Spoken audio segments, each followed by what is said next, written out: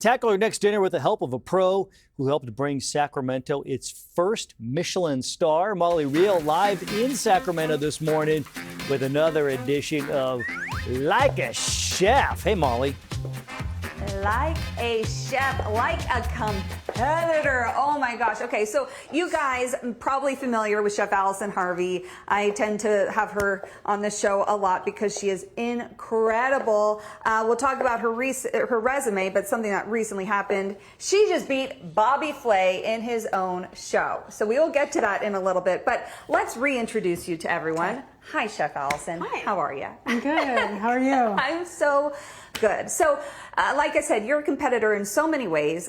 We talk with you a lot because you were a former D1 athlete. You played golf for the Ohio State University. Yep. Kind of a big deal. After that, you decided to go to culinary school. I did, yeah. And then from there, worked in some of the best restaurants in San Francisco. A lot of pressure. You became sober in 2014, yep. Moved home, and kind of like as your, let's take a moment, you were a butcher at Courting Brothers, an institution here in Sacramento. Eventually found your way to the kitchen where you helped Sacramento get its first Michelin star. What was that moment like for you? It was amazing. I mean, to be recognized in that capacity at that level is just, it's beautiful. Yeah, and to do that for Sacramento, yeah. Incredible. Yeah. Then you went to Ella. I did. Then COVID hit. Yes. And I know you had a few heartaches from there too. You lost your mom to cancer. Yeah. I know your wife Laura had cancer as well.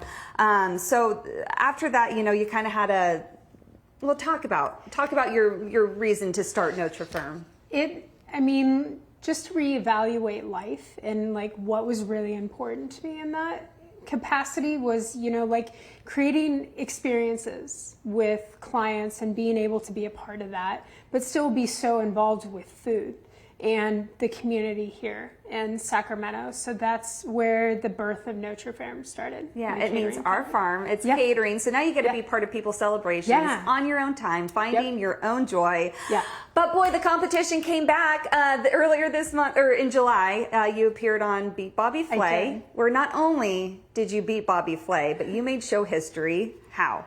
Well, unfortunately, he didn't finish the dish. For the first time, he did not. You chose pierogi. I did. And it was a dish that you had come up with while you were at the kitchen. Yes. And he did not finish the dish. So which has never happened before. It hasn't, you know, so there's a lot of, you know, gratification in that. You know, when we found out, you know, that I was going to be doing that dish, it was like nonstop making pierogies and timing and preparing for like 2 days straight. My wife ate so many pierogies. So, you know, we won't be having pierogies for a very long time. You may see them on my menus with my clients. Yeah, so I'm sure that'll be a popular one too. Yeah, you didn't just beat him, you stumped him. And I know a lot of really good things have come out of that already in the kind of short weeks. And we'll get to that as well. But this morning you are going to teach us, you're going to cook us a whole roast chicken. Yeah, the perfect roasted chicken and what that looks like and how easy and approachable it is for, you know, our amateur cooks or anybody. And I think that's great. It's just kind of like the ABCs of home cooking, something that can lead to so many different meals. And oh, I am so excited. This is going to be incredible. So coming up this morning, she's going to take us through the entire process of roasting the perfect chicken. And we'll keep talking about how amazing she is and all the good that she's putting into the world. But how about not just beating Bobby Flay, but stumping him? How cool is that? That is really cool. Also, I'm looking forward to this roast chicken because 9 out of 10 times when I make it, I cut it open and go, oh, it's got to go back in the oven because it's not cooked enough. So I'm dying to know how to perfect it. Thank you, Molly. Looking forward to that. Good day, Sacramento. I'm Molly Riehl. I'm Molly Riehl, here to save your dinner for the next, well, lifetime, truly. Yeah. Well, it's not me, it's you. Chef Allyson Harvie is here. She is teaching us how to cook the perfect roasted chicken. And Chef Allyson, you texted me last night and you're like, is this too boring? And I think it's kind of the perfect thing for a very acclaimed chef as yourself to teach amateurs like me, because this is a staple, and if you do it well, it's a highlight, and people can do this every week, right? Yeah. Okay, and we do. Yeah. You know, it's a go-to. Our kids love it. It's easy. You pop it in the oven and you let it do its thing. It intimidates people so much. Why is that? In general, roasted chicken? Yeah. I think, I mean, there's a specific temperature that at least I started in, and then I finish it at. But to me, this recipe that we're going to talk about is kind of almost foolproof. Okay. I love foolproof because I am a fool. So I'm guessing it starts with a great quality chicken. It does. You know, this chicken we got from the co-op. I love shopping at the co-op if I'm not able to make it to the farmer's market. This is Mary's Organic. Any organic free-range chicken or even an heirloom chicken is wonderful.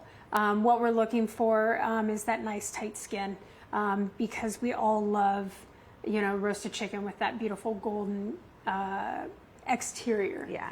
And then, of course, the other ingredients are important. Let's talk about the tubers. The tubers, even though we're in summertime, for me, it's roasted fingerling potatoes, nonce carrots, which is a sweet carrot, some onions. We have some purple sweet potatoes.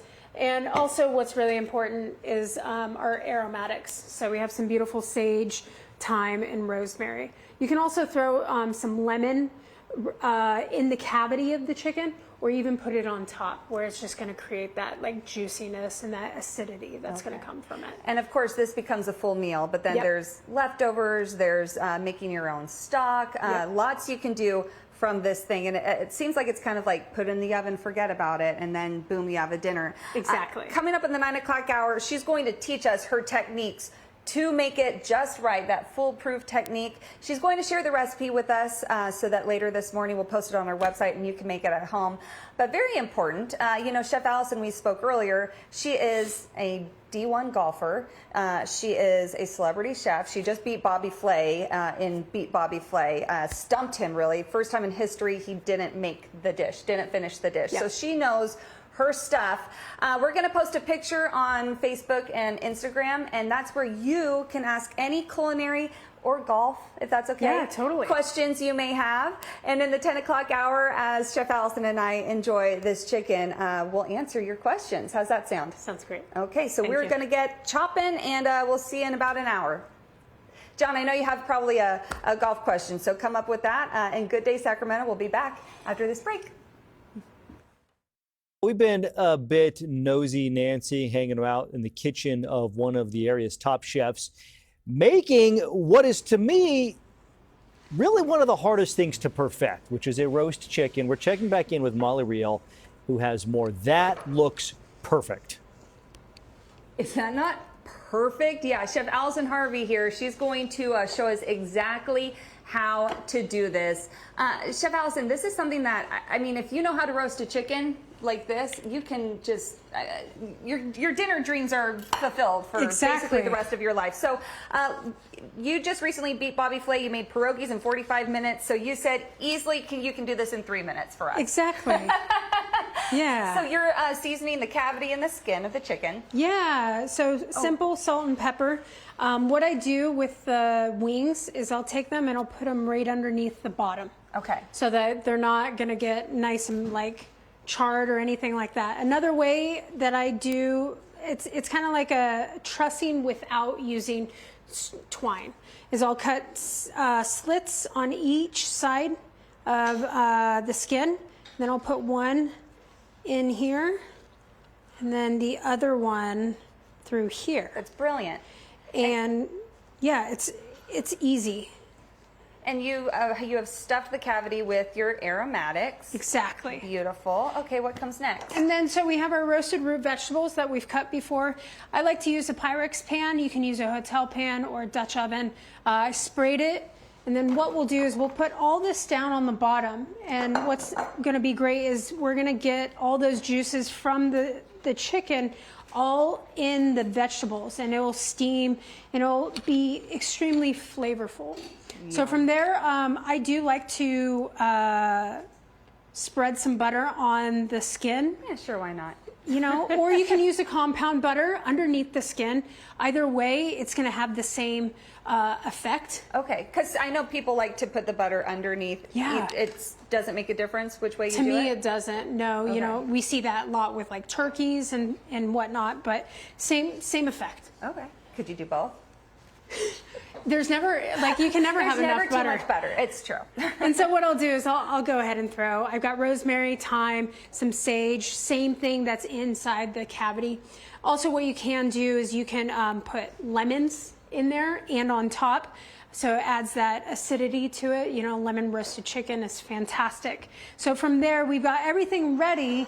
And I've got my oven set at 500 degrees.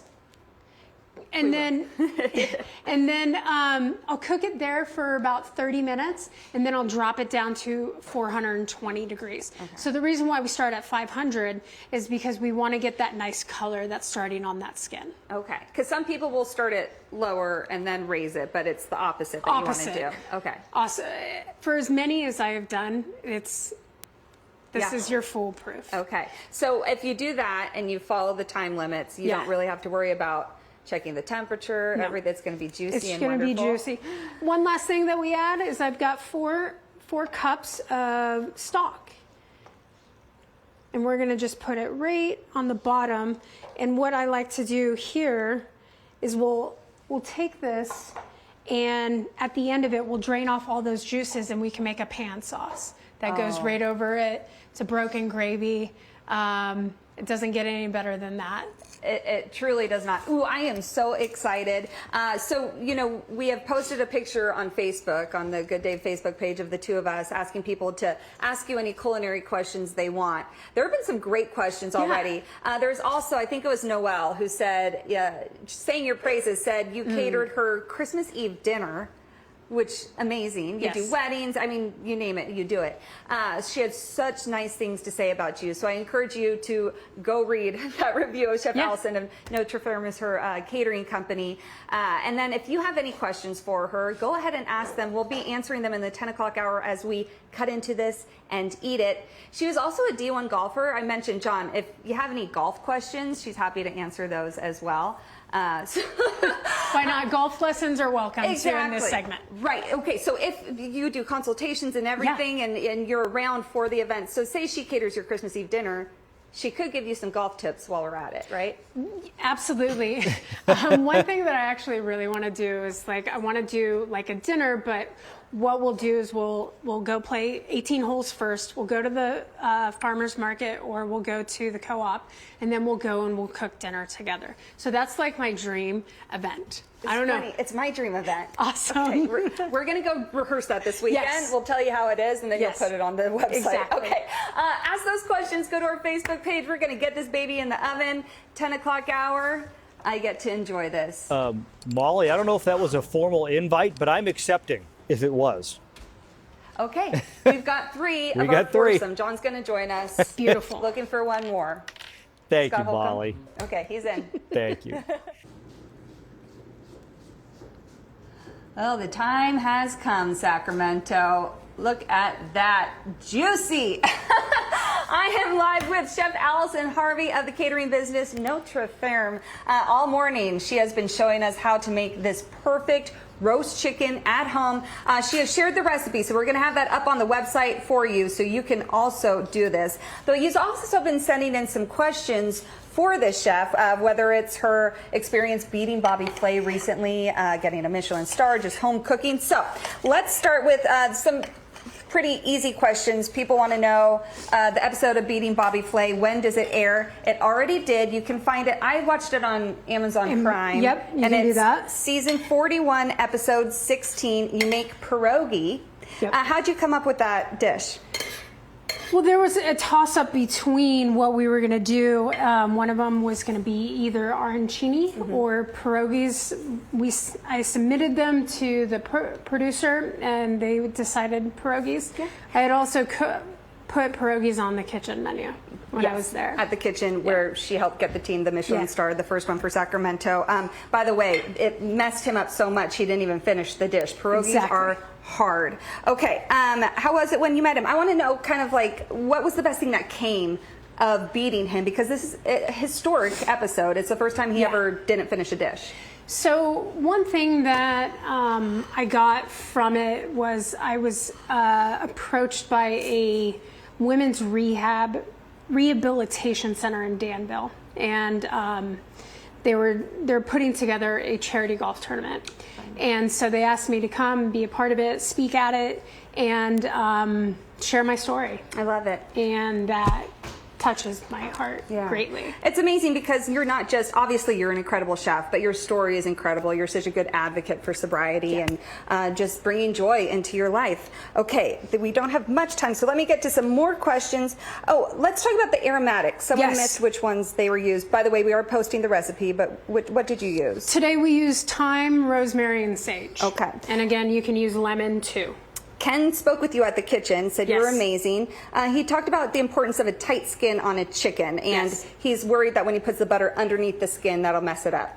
I don't think it does. Okay. I think, Ken, you're going to be okay. I'm sure it will turn out wonderfully. You're doing great, Ken. Yes. And then Kathy, she kind of got it backwards. She roasts the chicken starting out at 300 and then cranks it up at the end. Yeah. You do it the opposite. I do, yeah. We start at a really high temperature, get that crispy, colorful skin, and then we drop it down to finish cooking the interior. Okay, perfect. And finally, you know, you do these caterings. We talked about Christmas Eve dinner, of course, weddings. Your dream is to play 18, go to farmer's market, and then cook something for people. So if they can dream it, they can do it. If they want to experience Notre Ferme, and again, that means our farm. It's all about bringing local produce to the table, telling that story. How do people reach out to you? Go on my website, NotreFermeSac.com. My cell phone's on there and my email. Just reach out.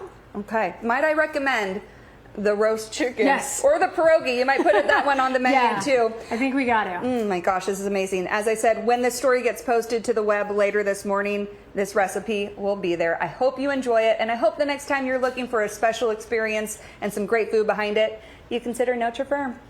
Thank you so much. Thank you. You're the best. And Molly, why not have chicken and pierogies? Chicken and pierogi. I love it. I don't know if they're We'll supposed call to it go the together. good day menu. But both are delicious. Thank you, Molly.